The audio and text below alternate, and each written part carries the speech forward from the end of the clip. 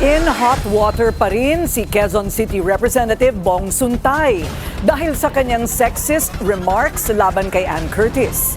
Isang grupo ng kababaihan ang nagsampa ng reklamo laban kay Suntay sa Office of the Ombudsman. Narito ang agenda report ni Isaiah Mirafuentes ng Abante. Mula sa Philippine Children's Medical Center, nagmarcha patungong Office of the Ombudsman ang grupong World March of Women Pilipinas.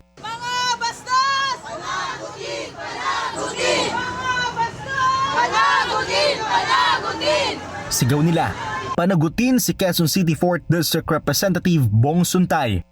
Ito ay kaugnay sa hindi raw katanggap-tanggap na pahayag ni Suntay patungkol sa aktres na si Ann Curtis sa VP Sara impeachment hearing sa Kamara.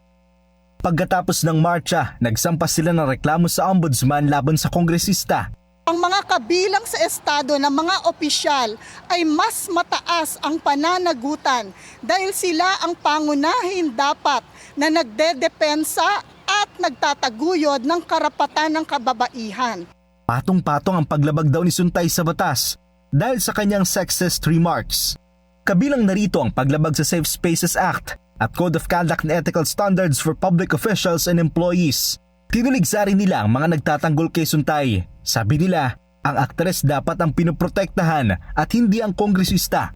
Ginagaya ang kanyang poon, walang iba kundi ang dating Pangulong Rodrigo Duterte na sa loob ng 10 taon ay amin pang binubuhat bilang kami po ay biktima rin ng karahasan sa kababaihan. Kinakarga namin ang hirap sa ilalim ng kanyang pamumuno na puro pambabastos ang aming naranasan. Binuhay ni Congressman Bong Suntay ang trauma sa aming lahat. May tuturing din daw na isang krimen ang ginawa ni Suntay. Sa ngayon, marami ng personalidad ang kumontra tumuligsa sa mga mambabatas.